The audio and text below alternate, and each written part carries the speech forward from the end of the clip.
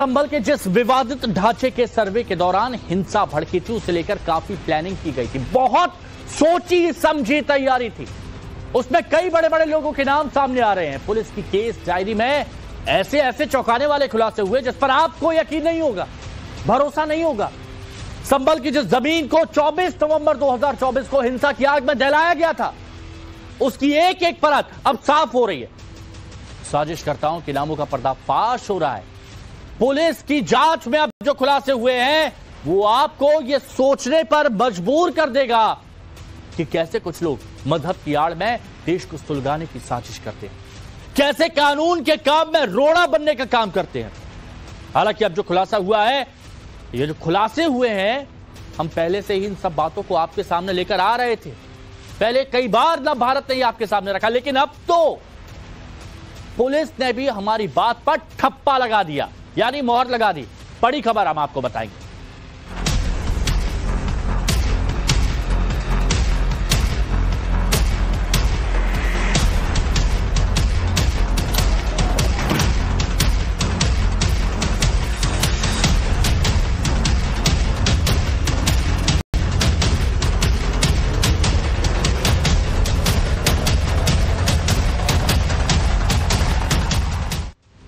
और देखिए, संभल हिंसा पर अभी तक की सबसे बड़ी खबर आपको बता दें। पूछताछ में जामा मस्जिद का जो सदर था, जिसका नाम जफर अली है, उसने हिंसा की साजिश से पर्दा उठा दिया। जफर अली ने सांसद जियाउर रहमान बर्क का नाम लिया।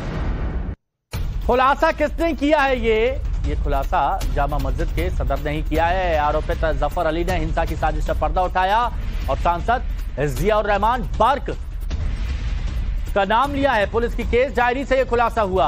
संभल सांसद बर्क ने जफर अली को आदेश दिया कि किसी भी कीमत पर सर्वे रुकवाने को कहा। अब ये तस्वीरें आप देखिए। संभल हिंसा का मास्टरमाइंड बेनकाब हुआ जफर अली। अब क्या कहा जा रहा है कि कॉल आया था। किसका कॉल आया था? सांसद साहब का कॉल आया था। सांसद जियाउर रहमान बर्क कहा था किसी भी कीमत पे सर्वे होना नहीं चाहिए।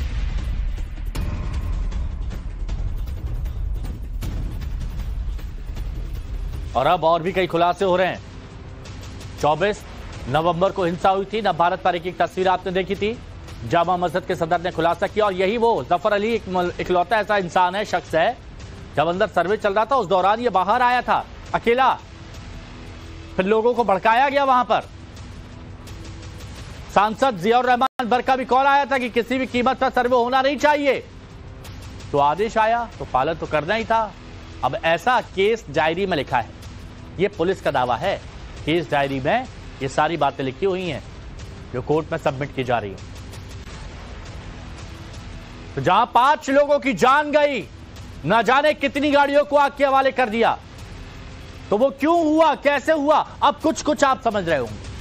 चलिए वो आपको बताते हैं कि संभल हिंसा की जांच के लिए जो SIT स्पेशल इन्वेस्टिगेटिव टीम बनाई गई थी, उसके मुताबिक जामा मस्जिद के सदर जफर अली ने क्या कुछ बड़े खुलासे किए। एक एक करके हम आपको चौंकाने वाले खुलासों और संभल हिंसा के पीछे की बड़ी साजिश को एक्सपोज करते हैं। तो पुलिस की केस डायरी में यह बताया गया कि संभल हिंसा के दौरान समाजवादी पार्टी के सांसद जियाउर रहमान बर्क ने कई लोगों को कॉल किया था।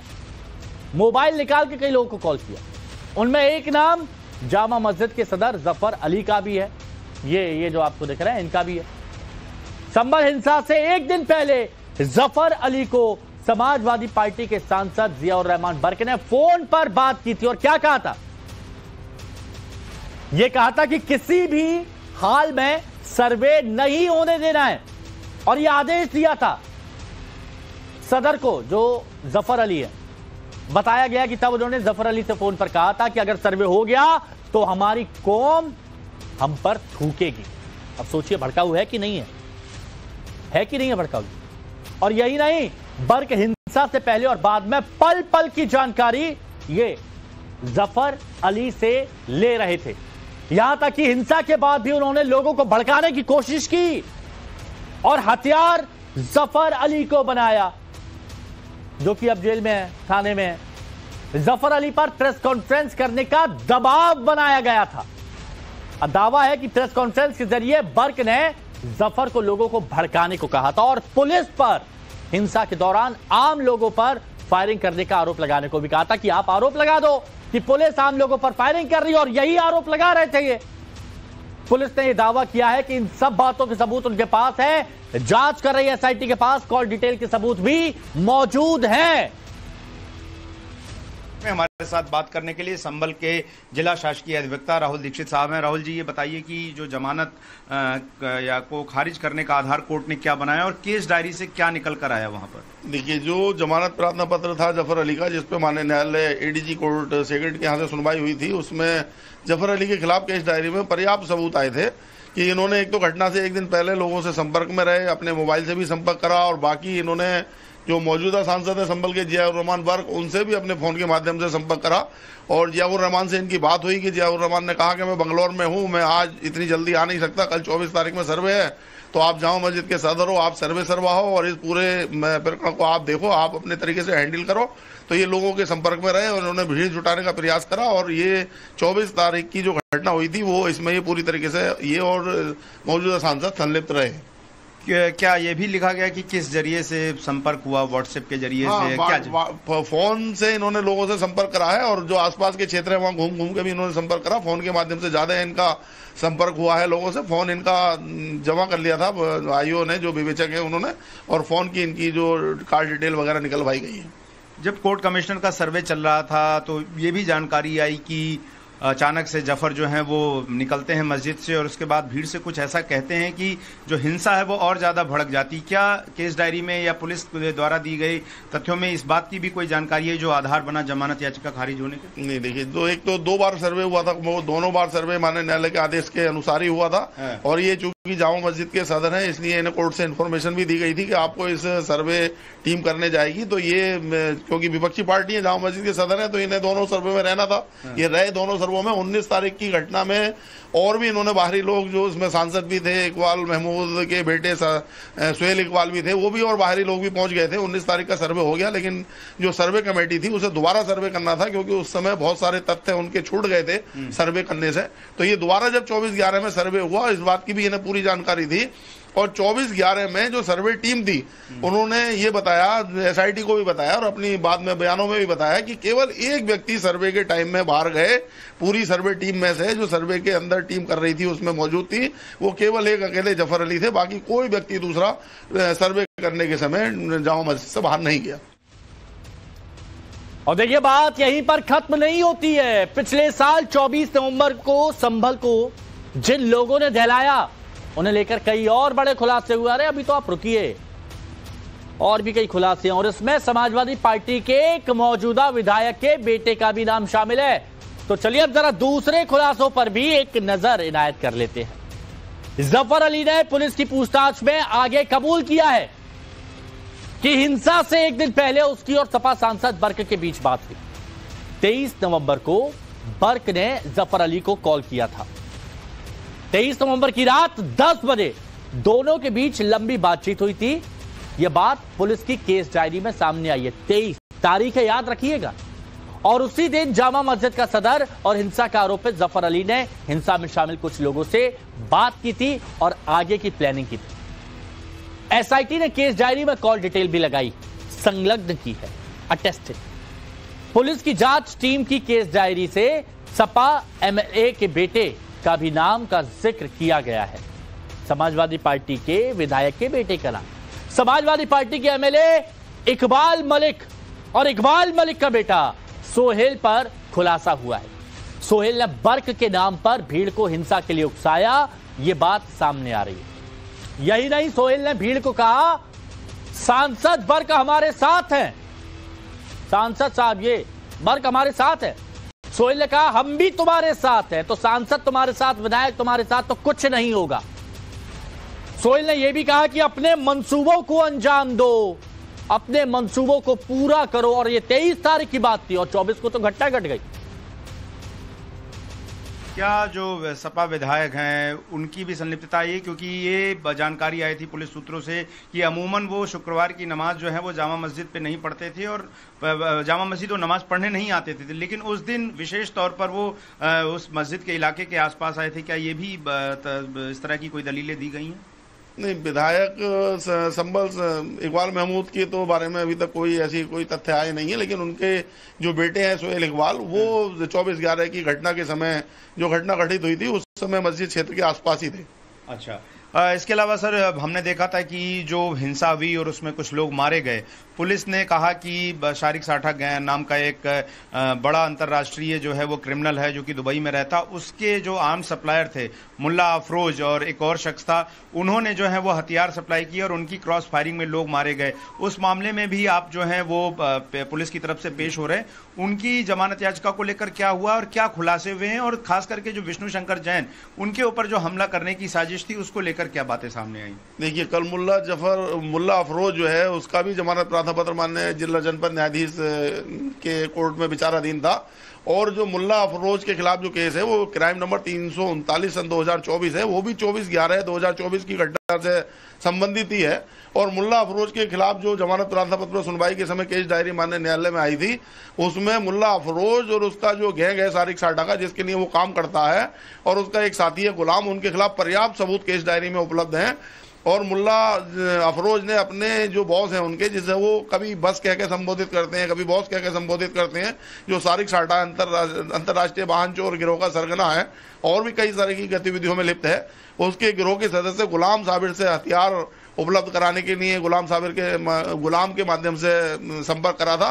तो गुलाम ने मुल्ला अफरोज को हथियार उपलब्ध कराया, और वही मुल्ला अफरोज ने हथियार जामा मस्जिद के आसपास के क्षेत्र के लोगों को 24 तारीख से पहले दे दिए, और उन्हीं हथियारों का इस्तेमाल करके, और अपने पास जो उसकी 32 बोर की पिस्टल थी उनने उसका भी इस्तेमाल करा। और इसकी जो फायरिंग थी, इनका पूरा जो उद्देश्य था वो ये था कि इसमें 5-6 पुलिस वालों को लिटाल दें, मतलब उन्हें मार दें, और इसके जो सर्वे टीम के साथ मौजूद है विष्णु शंकर जैन जो आए हैं, इसके याचिकाकर्ता के वकील हैं, इनकी हम हत्या कर दें।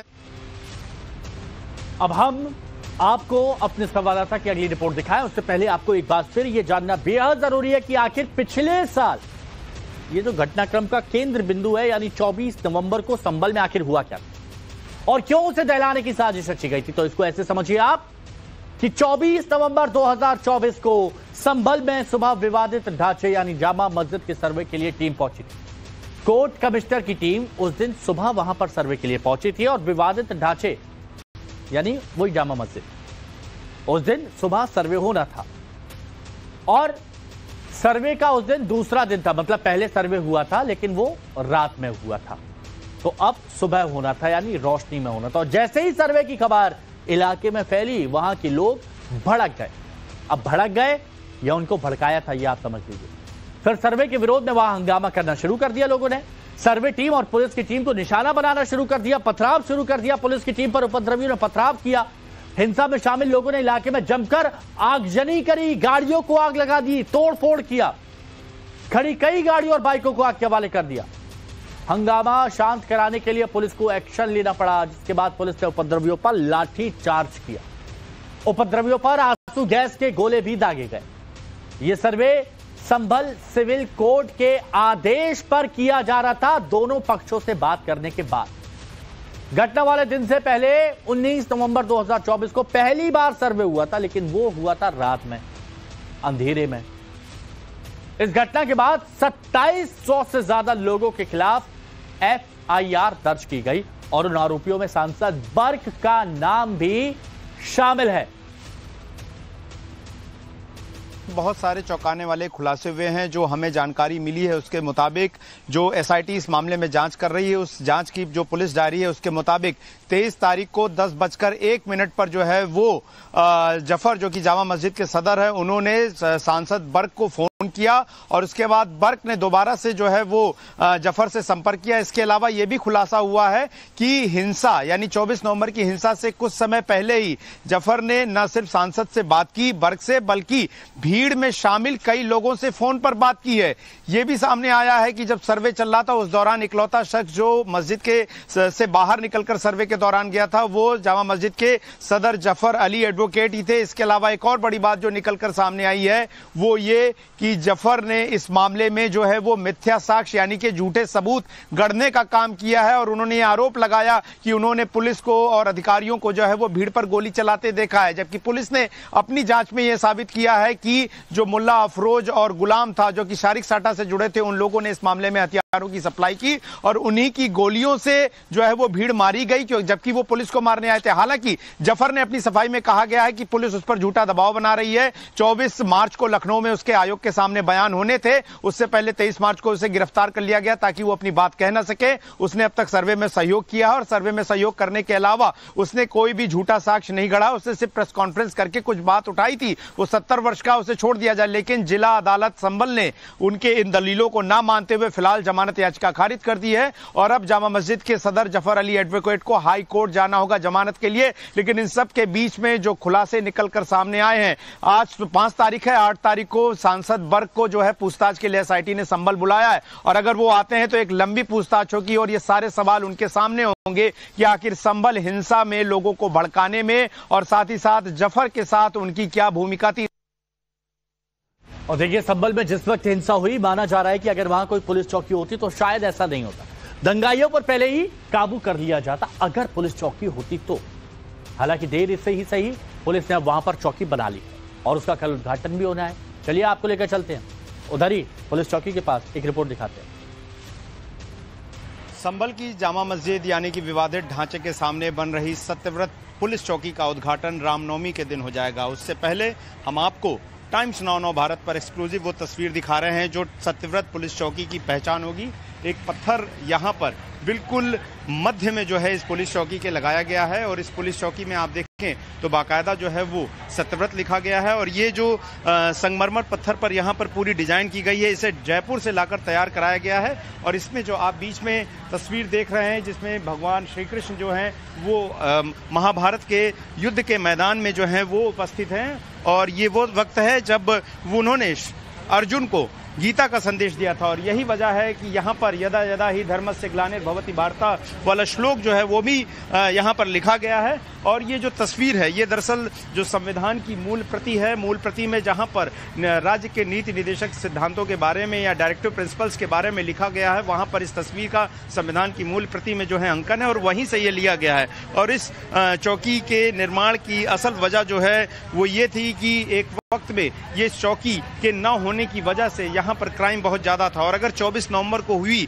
कोर्ट कमिश्नर सर्वे के दौरान भी हिंसा की बात करें तो उस वक्त ये चौकी होती तो उस वक्त ये जो पूरा दंगा है वो कंट्रोल किया जा सकता था या होता ही नहीं। और इस सत्यव्रत का नाम ये है कि यहाँ से यूपी पुलिस, योगी आदित्यनाथ की सरकार ये संदेश देना चाहती है कि सत्य, धर्म और न्याय की स्थापना जो है इस चौकी के जरिए जो है वो पूरे संभल शहर में कर दी जाएगी। और इस चौकी की खासियत ये होगी कि यहाँ पर न सिर्फ जो है इसके आसपास का जो इलाका है जिस पे 60 से 70 सीसीटीवी से नजर रखी जाएगी, बल्कि यहाँ पर जिला कंट्रोल रूम भी जो है बनाया जाएगा। इसके अलावा यहाँ पर ऊपर जो है एक 45 फुट का तिरंगा झंडा भी लगाया जाएगा जो कि शहर में बहुत दूर दूर से दिखाई देगा। और एक्सक्लूसिव जो आप यहाँ पर ये पत्थर जो देख रहे हैं इसकी जो लंबाई गुड़ी चौड़ाई है वो 12 गुणे 12 फीट की है और वो तस्वीरों में फिलहाल आपको नजर आ रही है। और जब 6 तारीख को रामनवमी को भव्य उद्घाटन यहाँ पर किया जाएगा मंत्रोच्चार और हवन के साथ, तो उसके बाद इस पूरी चौकी का रंग देखने वाला ही होगा। वीडियो अंकित के साथ गौरव श्रीवास्तव, टाइम्स नाउ भारत, संभल। देश की सबसे बड़ी पंचायत में वक्फ संशोधन बिल पर मोहर लगने के बाद देश के सबसे बड़े सूबे के सीएम योगी आदित्यनाथ एक्शन में आ गए हैं। यूपी के सभी कलेक्टर को आदेश दिया गया है कि वक्फ की अवैध संपत्तियों को चिन्हित किया जाए और अब योगी के पास वक्फ की एक एक अवैध संपत्ति की रिपोर्ट पहुंच रही है। इसी की पड़ताल करने नवभारत की टीम भी ग्राउंड जीरो पर उतरी और कहां वक्फ की संपत्ति पर विवाद नजर आया, सिलसिलेवार आपको बताएंगे। लेकिन इस वक्त की बड़ी खबर आपको पहले बता देते हैं। बड़ी खबर जानना जरूरी है। यूपी के महाराजगंज से बड़ी खबर आ रही है जहां उत्तर प्रदेश के मुख्यमंत्री, यूपी के महाराजगंज से बड़ी खबर जहां उत्तर प्रदेश के मुख्यमंत्री योगी आदित्यनाथ ने वक्फ पर दो टूक कहा है कि अब वक्फ के नाम पर लूट खसोट नहीं होगी, वक्फ बोर्ड से किसी गरीब को कल्याण नहीं होने वाला। इसके साथ ही योगी ने कहा कि यूपी में लाखों एकड़ जमीन पर कब्जा था।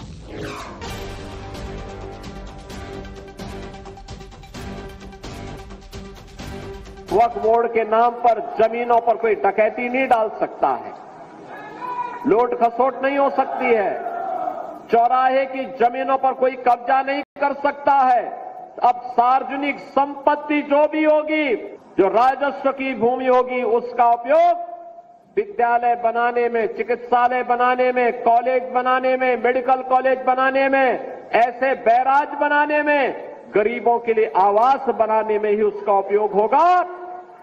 किसी बोर्ड के नाम पर लूट खसोट हमेशा के लिए लगाम लगाने का काम किया है। वक्फ की अवैध संपत्ति के खिलाफ योगी एक्शन मोड में है, ये आप समझ गए होंगे। उनके पास पूरी रिपोर्ट है, ए से लेके जेड तक डिटेल में। ज्वाइंट पार्लियामेंट कमेटी की रिपोर्ट में चौंकाने वाले आंकड़े सामने आए। चलिए वो आंकड़े आपको बताते हैं कि यूपी के किस जिले में वक्फ की अवैध संपत्तियां हैं। तो चलिए सबसे पहले बात कर लेते हैं रामनगरी अयोध्या की। अब यहां पर वक्फ की कुल संपत्तियां 3652 हैं, 3652।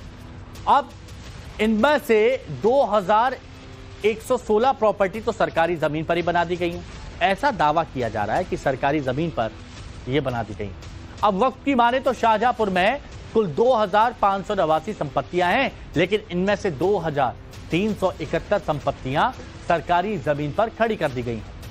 जेपीसी की रिपोर्ट के हवाले से खबर है कि रामपुर में भी हाल कुछ ऐसा ही है। 3365 वक्फ प्रॉपर्टी में से 2363 सरकारी संपत्ति, जो संपत्ति है वो सरकारी जमीन पर खड़ी कर दी गई है। जौनपुर में भी वक्फ की 50% से ज्यादा संपत्ति सरकारी जमीन पर है। कुल संपत्ति 4167 है जौनपुर में, जिसमें से 2096 सरकारी जमीन है। वक्फ का पूरा आंकड़ा आपको बता रहे हैं। वक्फ बताता है कि बरेली में उसकी कुल संपत्ति कितनी है, देखिए 3499 है, 3499, लेकिन उसमें से 2000 से ज्यादा सरकारी जमीन पर है। अब आप गुणा भाग कर लीजिए, आंकड़े लगा लीजिए कि कितना वक्फ का दावा किया जाता है, हकीकत कितनी क्या है। तो यूपी में वक्फ बोर्ड की संपत्ति से जुड़ी एक और बड़ी खबर आपको बता देते हैं। वक्फ बोर्ड के पास यूपी में कुल 1,24,720 संपत्तियां हैं। सुन्नी वक्फ बोर्ड का 1,19,451 संपत्तियों पर दावा है, तो वहीं शिया वक्फ बोर्ड का 5,269 संपत्तियों पर दावा है। ये 2014 की एक रिपोर्ट पर संपत्तियों पर वक्फ का दावा सामने आया था। बड़ी खबर आपको बता रहे हैं। अब कहां पर कितनी संपत्तियों पर दावा किया गया है, आज सब देख लीजिए। न भारत पर A to Z detail report आपके सामने।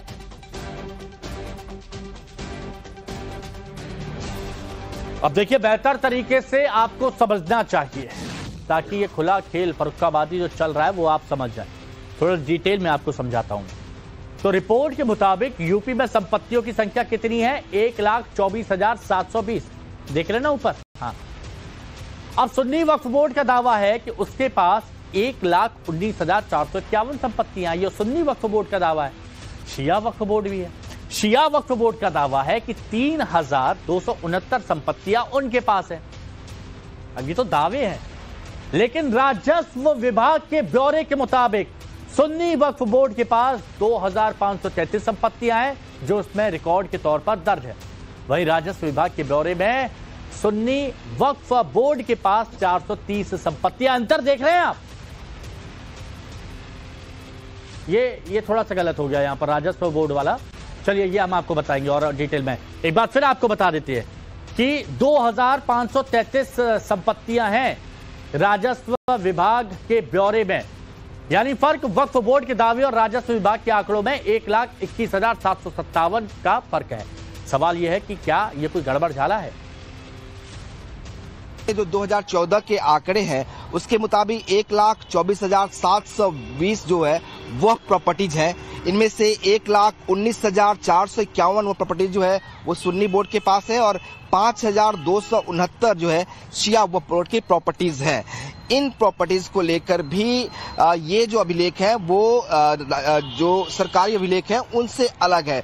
जो राजस्व विभाग के अभिलेख है उनके मुताबिक सुन्नी वक्फ बोर्ड के पास 533 संपत्तियां दर्ज हैं और शिया वक्फ बोर्ड के पास 443 संपत्तियां ही अधिकृत रूप से पंजीकृत है। ऐसे में जो अनाधिकृत प्रॉपर्टीज है उसको लेकर चिन्हित करने की बात की गई है। तो संभल में वक्फ बोर्ड की संपत्ति से जुड़ी एक और बड़ी खबर आपको बता दें। संभल की 1150 सरकारी जमीन पर वक्फ का दावा है। 256 हेक्टेयर सरकारी जमीन पर वक्फ दावा कर रहा है। संभल की 1150 सरकारी जमीन पर वक्फ अपना दावा कर रहा है। 256 हेक्टेयर सरकारी जमीन पर वक्फ की तरफ से दावा किया जा रहा है।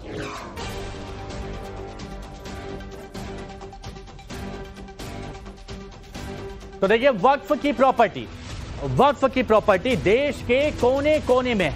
मंत्री किरण रिजिजू ने यह बात संसद में भी बताई थी कि पूरे देश में वक्फ की 8,72,000 संपत्तियां हैं। 8,72,000। उसमें से संभल में कितनी है वो भी जान लीजिए। संभल में सरकारी जमीन पर वक्फ की 1,150 संपत्तियों में दावा ठोक रखा है। और सरकारी जमीन पर वक्फ प्रॉपर्टी का सीधा मतलब यही है कि वो अवैध है।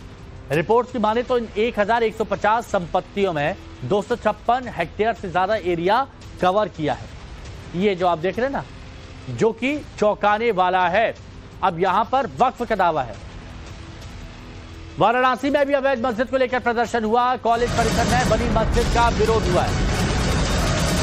छात्रों ने हनुमान चालीसा पढ़कर विरोध किया। प्रदर्शनकारी छात्रों की मस्जिदें हटाने की मांग किया। ये देखिए, हनुमान चालीसा का पाठ और कॉलेज परिसर में बनी मस्जिद का विरोध। हम लोगों की मांग लगभग आज से 2.5 महीना पहले ही थी कि यदि इस वक्फ बोर्ड ने अपना दावा खत्म कर दिया है तो इसको हटा दिया जाए। यहाँ भारी संख्या में फोर्स लगी रहती है, अभी एडमिशन भी होना है, तो छात्रों को ये लगता है कि आखिर क्या बात है कि यहाँ फोर्स नए छात्र भी आने वाले हैं, तो जो भी विवादित चीज है उसको हटा दिया जाए। हम लोग को भी जैसे देखने मिला कि माननीय मुख्यमंत्री जी का आदेश आया कि वक्फ बोर्ड की जितनी भी अवैध संपत्ति है उसको मतलब अवैध है उसको गिराया जाए और उसको सीज किया जाए।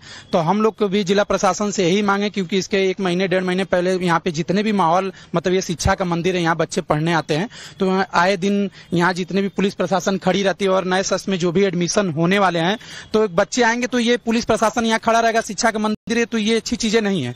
यहाँ पे इसको रहने का कोई मतलब नहीं है। जब वक्फ बोर्ड ने अपना फैसला वापस लिया लिखित तरीके से, तो यहाँ पे ये मस्जिद हटनी चाहिए और ये मस्जिद शासन द्वारा हम लोग निवेदन करते हैं कि वो अपने तरीके से हटाएं, और ये नहीं हटा पाएंगे तो हम लोग सक्षम हैं, ये मस्जिद हम लोग हटाने के लिए तैयार हैं। संसद के दोनों सदनों में वक्फ संशोधन बिल पास होने के बाद अब वक्फ बोर्ड की अवैध प्रॉपर्टियों के खिलाफ आंदोलन तेज होने लगा है।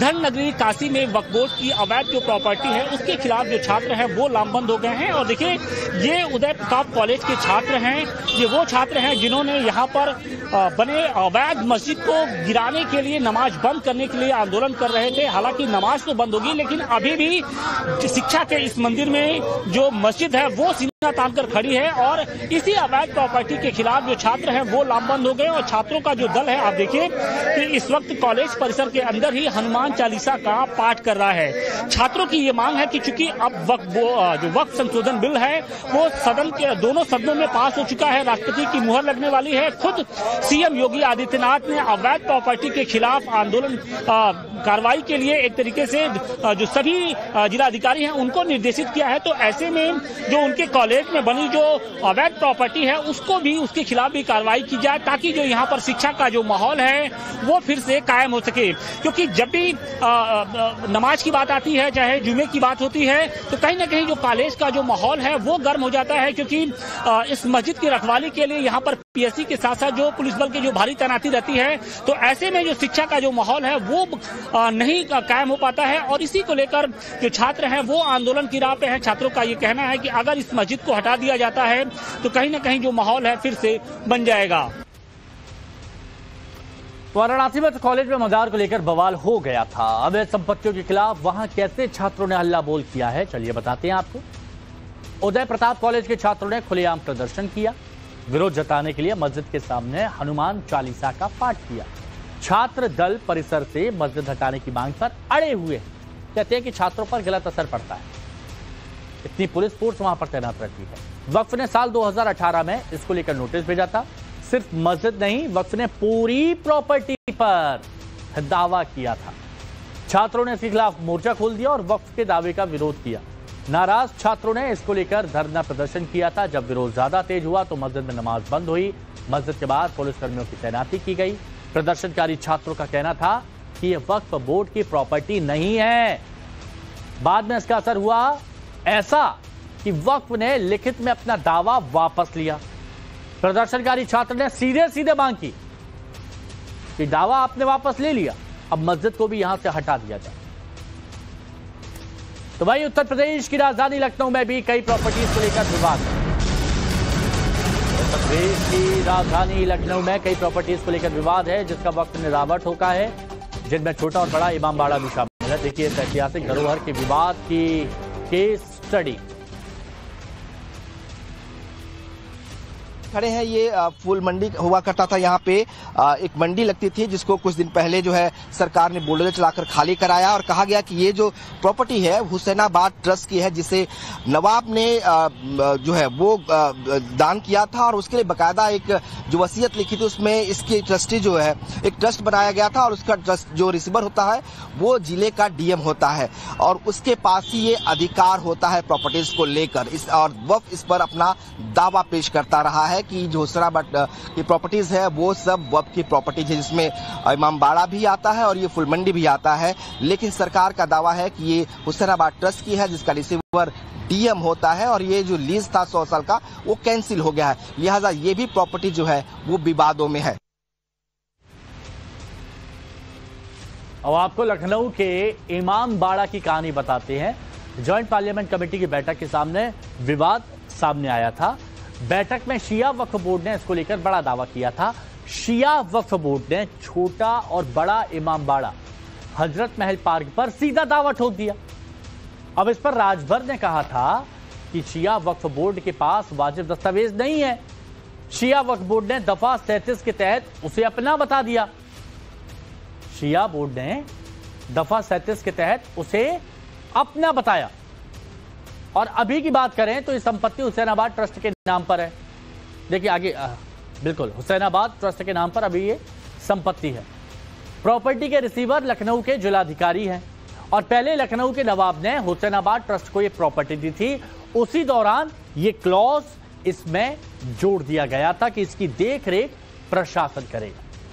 अब एक बार फिर डिटेल से आपको वक्फ संपत्ति पर सामने आए आंकड़ों के बारे में बता देता हूं। देखिए ये आंकड़े ध्यान से देखिएगा, बहुत जरूरी है।